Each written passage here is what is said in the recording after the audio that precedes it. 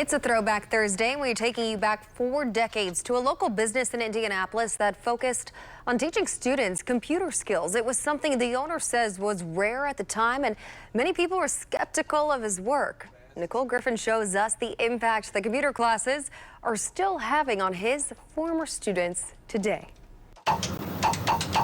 Kid and computer getting to know each other 2 hours a week in a storefront office building on 46th Street. In 1981, former WRTV reporter Derek Thomas featured a small business on the corner of 46th Street and College Avenue called Computer Kids.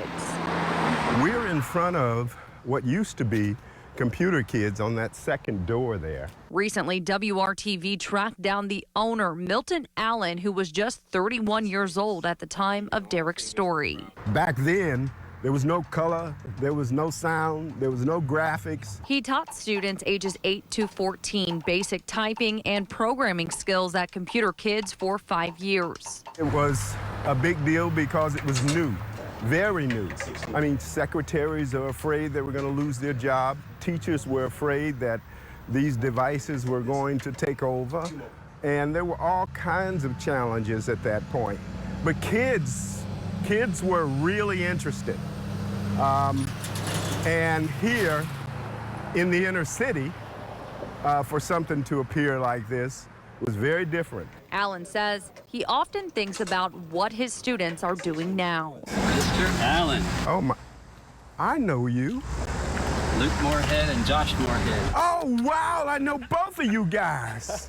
How are you? Doing great. Brothers Luke and Josh Moorhead took classes at Computer Kids 40 years ago. Yeah. What are you guys doing nowadays? IHSAA, what? Yeah, that's what I'm doing. I'm the director of technology for the IHSAA. Congratulations! Luke went on to get a degree in electrical engineering and eventually started his own computer consulting business. Josh is now an engineer.